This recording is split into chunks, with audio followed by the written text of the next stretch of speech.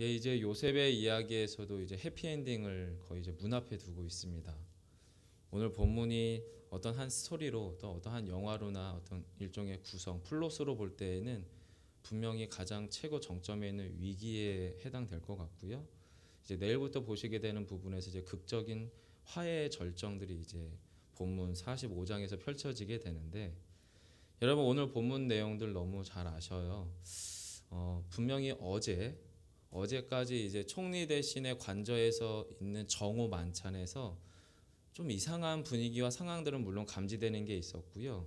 그것 때문에 형제들이 자기들을 그 서열 나이 순서대로 앉히는 식사 자리에서 몹시 놀라는 이상하게 여겼다는 게 이제 몹시 놀라고 두려워하고 당황하다라는 의미인데 그렇게 좀 이상한 조짐들이 좀 느껴지는 식탁의 자리이긴 했지만 유쾌한 만찬이었고 또 너무나 풍요로운 만찬을 어제까지 경험하고 이제 하룻밤을 자고 자신들의 곡식과 가축을 이끌고 이제 가나안 땅으로 가던 마당에 이제 그 다음날 아침은 최악의 악몽의 하루가 된 것이 오늘 본문의 내용의 출발점이죠.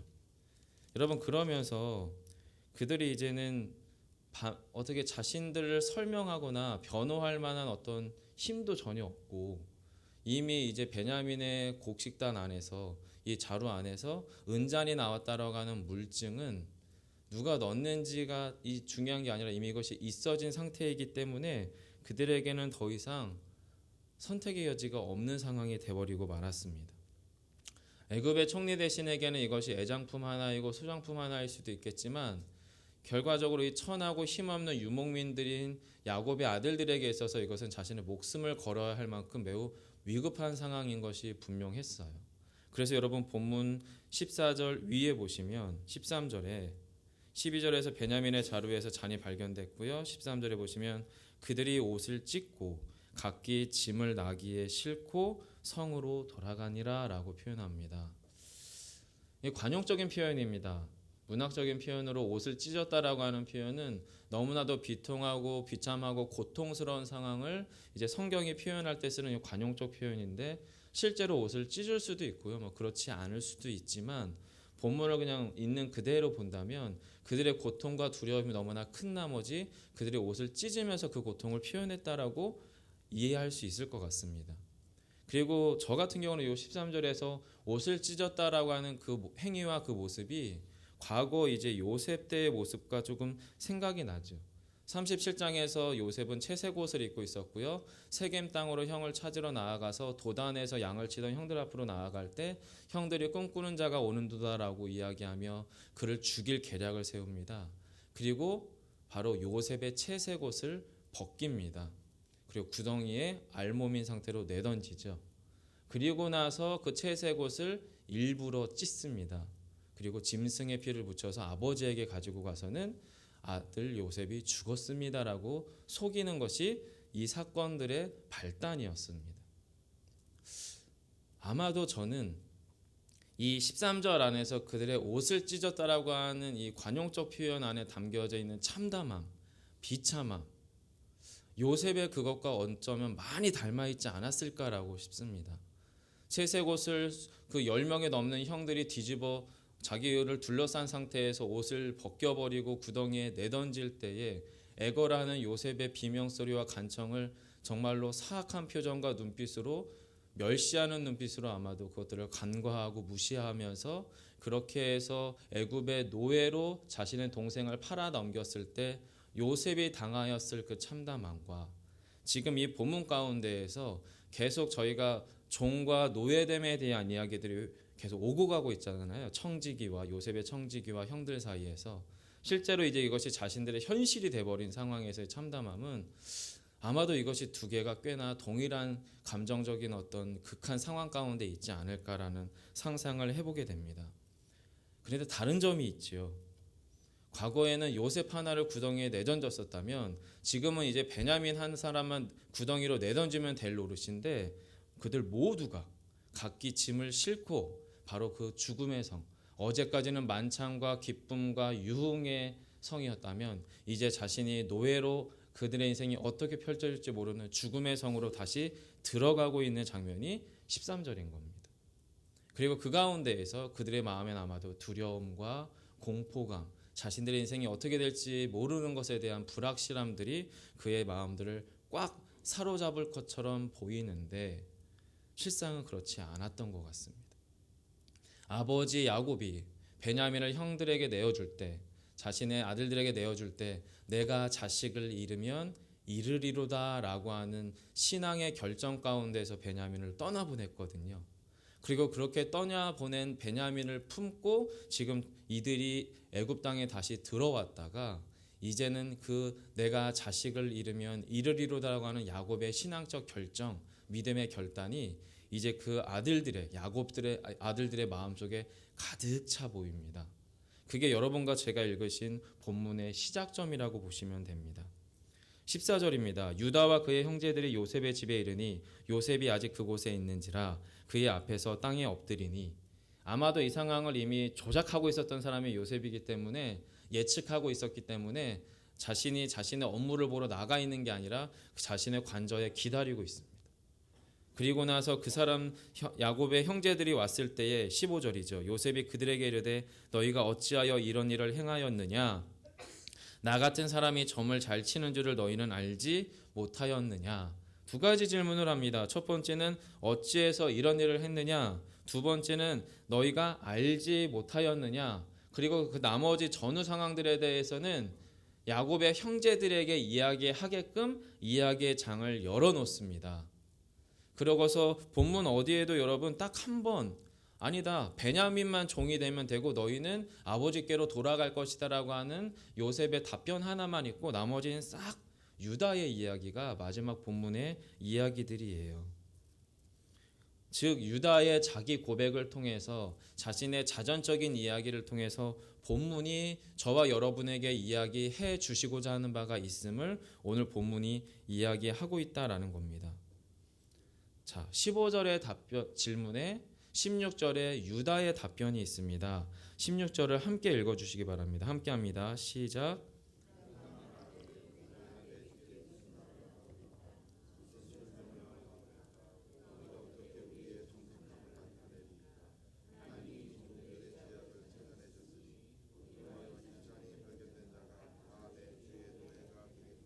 네, 앞변에서는 이와 비슷한 상황, 자신들이 정말로 그 돈이 발견되어지는 상황이나 내지는 자신들이 첩자로 간첩으로 몰렸을 때, 정탐꾼으로 몰렸을 때 상황들을 일일이 변명했었던 야곱의 형제들이에요. 여러분, 앞에도 똑같은 야곱의 형제고 지금 본문에 등장하는 사람들도 야곱의 형제 똑같은 사람이지만 차이점이 있다면 그들의 마음의 상태, 마음의 결이 지금 다릅니다. 앞에서 말씀드린 것처럼 앞에서 이들이 내가 자식을 잃으면 잃으리로다라고 하는 신앙적 결정 가운데에서 베냐민을 살리실 리도, 또 그를 돌아오게 하실 리도 하나님이라고 하는 야곱의 전적 믿음, 하나님에 대한 신뢰가 그 가운데 되살아났었던 것처럼 지금 이들에게도 그런 신자로서의 믿음의 상태가 되살아나 있는 상태가 분명해 보여요. 왜냐하면 16절에서 이야기하는 것이 우리가 더 이상 무엇을 한들, 말을 보탠들, 또 우리의 정직함을 우리가 입증하려고 노력을 한들 이 상황은 역전될 수 없습니다라고 하는 고백입니다. 철저한 낮아짐이고요, 철저한 깨트림입니다. 자신들이 더 이상 아무것도 할 수 없는 자신들의 무력함들, 자기들의 무기력함들을 지금 16절에서 이야기합니다. 왜냐하면 자신의 죄악을 하나님이 찾아내셨기 때문이에요. 사람이 찾아낸 것이 아니라, 사람이 지적한 것이 아니라, 사람이 똑같은 죄인으로서 너 이거 잘못했잖아 라고 손가락질하고 지적하고 모략한 것이 아니라 자신들의 죄를 지금 하나님이 찾아내셨다라는 겁니다. 여러분, 하나님께서 자신들의 죄를 찾아냈다라고 하는 이 고백은 이중적인 의미가 있어 보입니다. 첫 번째로는 현재적인 상황에서 자신들의 정탐꾼 또는 절도꾼으로 모함당하고 있는 이 상황을 모면할 수 없는 자신들의 신분의 비참한 상태가 현재적인 의미의 자신들의 죄이겠죠.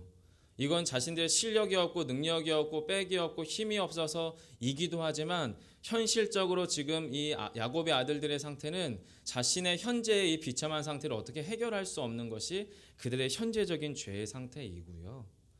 또 한 가지 이중적인 의미로 과거적의 죄가 있지요. 요셉을 판 죄, 요셉을 애굽의 노예로 팔았던 그 죄가 지금 자신들에게 그대로 부메랑이 돼서 돌아와서 자기들 역시도 그 애굽의 노예가 돼서 요셉이 살았을지 죽었을지 어느 집에 가서 노예로 비참한 인생을 살아갈지는 모르지만 자신들 역시도 이제는 하나님이 자신들의 과거적의 죄를 발견해내시고 밝히 드러냄으로 말미암아 자신의 동생 요셉과 동일한 상태로 전락할 수밖에 없음에 대한 자기 고백이 유다의 마음속에, 유다의 고백 안에 담겨져 있는 것 같습니다. 여러분, 신자들의 마음의 상태는 실제적으로 하나님의 거룩한 임재 가운데, 말씀의 엄중함 가운데, 우리 가운데 그 말씀의 온전한 계시가 우리의 심령 안에 비춰질 때에 우리 안에 가장 1차적인 고백은 나의 비참의 상태에 대한 정확한 고백입니다.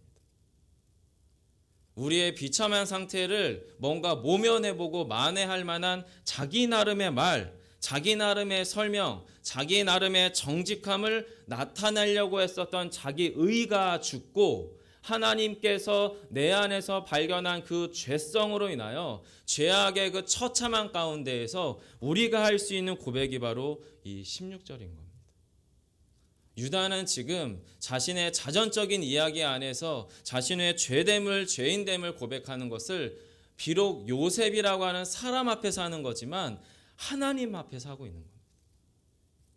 여러분, 저와 여러분이 우리의 삶의 현장 가운데서 신자의 삶을 살아낸다는 것은 1차적으로는 우리의 심령과 우리의 인생을 하나님 앞으로 가지고 나아가서 우리의 전적인 무능력과 전적인 비참함과 저희들의 인생 가운데 어그러지고 깨트려져 있는 모든 상황에 대한 최종적인 고백, 주님, 저로서는 아무것도 할 수 없고 저는 주님 앞에서 전적인 죄인입니다라고 하는 정직한 고백, 이것이 우리의 신자됨의, 신자의 인생의 출발점임을 여러분 믿으시길 바랍니다.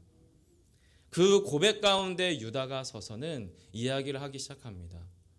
아버지 야곱에게 베냐민이 어떤 존재인지, 그리고 무섭고도 너무나 어미하고도 엄중하게 지금 요셉이라고 하는 총리 대신이 베냐민을 데려와야만 너의 시므온 형제를 풀어주고 이 모든 문제가 해결될 거라고 하는 강력한 명령과 또 야곱의 그 놓을 수 없는 관계의 끈끈함 가운데에서 야곱의 형제들이 얼마나 고통하고 고민하고 힘들어하고 있는지 상황들이 쭉 나와요. 근데 이것은 나 힘들다라고 이야기하려고 하는 목적이 아니라 최종적으로 여러분 30절로 갑니다. 여러분 30절부터 34절 가운데에서는 하나님과 아들 되신 예수 그리스도의 깊은 연합 가운데에서 일용한 구속자적인 이야기들이 잔뜩 묻어있는 이야기가 여러분 30절로부터 34절입니다. 유다의 본심은 이곳부터 시작이 됩니다.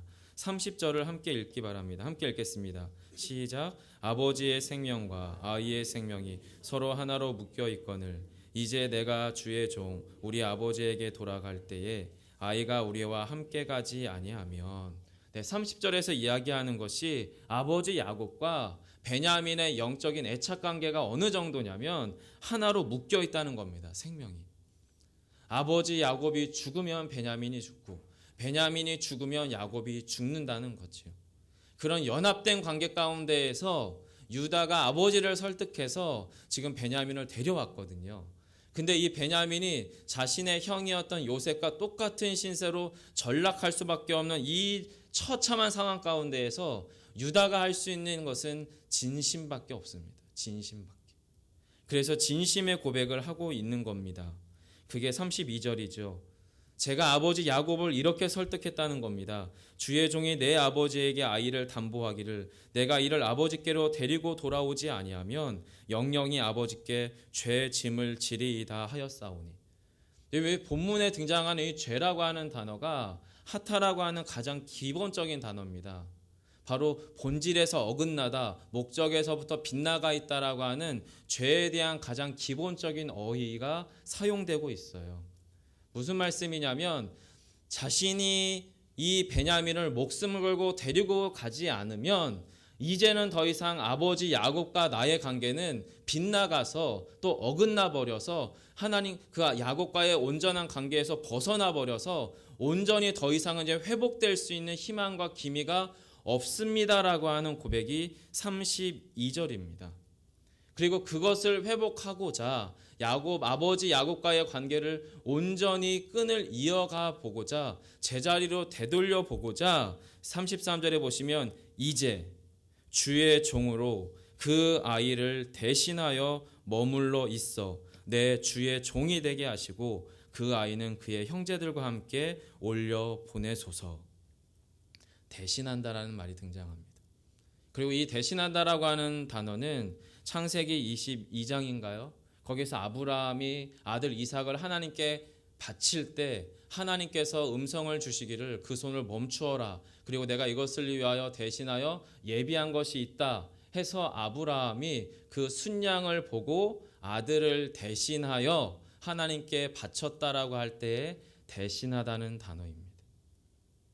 여러분, 이 본문 30절로부터 34절 안에 아버지 야곱과 아들 베냐민이 생명으로 하나 묶여져 있었다라고 하는 것은 이미 창세전에 있었던 일입니다. 아버지 하나님과 아들 예수 그리스도는 그 생명이 동일 본질로서 묶여 계셨습니다. 한 하나님이셨습니다. 함께 교통하셨고 함께 연합하셨고 그 보기의 선함은 이루 말할 수 없습니다. 인간의 언어로 표현해낼 수 없습니다. 참 아들 대신 예수 그리스도와 하나님은 깊은 연합과 기쁨의 관계로 연결되어 있었습니다. 그런데 하나님께서 우리를 사랑하셔서 우리 안에 죄를 요구하는, 우리에게 죄의 노예됨을 요구하는 우리의 비참한 상태 가운데에서 우리를 위하여 당신의 아들을 잃어버리시기로 작정하셨습니다. 그리고 그 연합의 관계를 깨트리시고 당신의 아들을 십자가에서 죽이셨어요. 그리고 그 가운데에서 하나님으로서 예수 그리스도께서 다시 살아나심으로 우리가 하나님의 양자 되었습니다.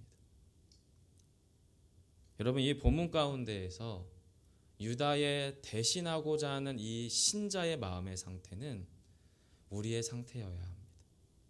이 땅 가운데에서 이미 우리의 중보 되신 유일한 예수 그리스도께서 우리의 죄의 문제를 해결하시고 우리의 영적 신분의 상태와 우리의 존재의 상태를 바꾸신 것이 우리에게 진실로 믿어진다면 여러분, 저와 여러분이 이 땅 가운데서 살아낼 때의 신자의 삶은 무엇이어야 하냐면 나보다 좋은 채색 옷을 입은 요셉, 나보다 무엇인가 아버지로부터 너무나 많은 편애와 사랑 가운데에서 불공정함을 가져다주는 그 서한 상황 가운데에서 요셉을 잡아 죽일 작정으로 나아가던 그런 하나님 없는 야곱의 아들들의 삶이 아니라 내가 이르면 이르리로다.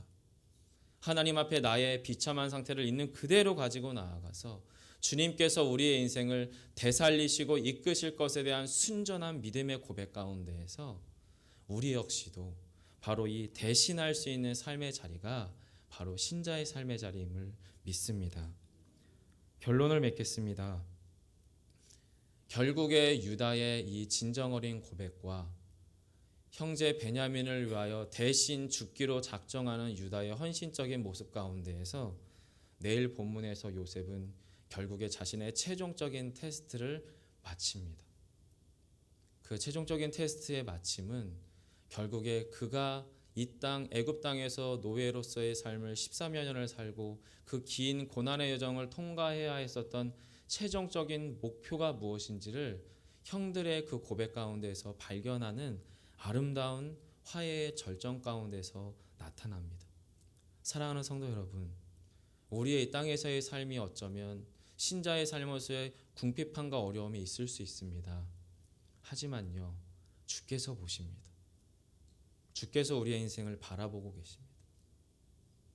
주께서 우리를 부르시고 보실 때에 잘하였다, 착하고 충성된 종아 하며 주께서 우리와 극적으로 화해하시고 극적으로 우리를 품어주실 때가 곧 옵니다. 그리고 우리의 삶의 현실 안에서도 그것을 경험하게 될 것입니다. 기도하겠습니다.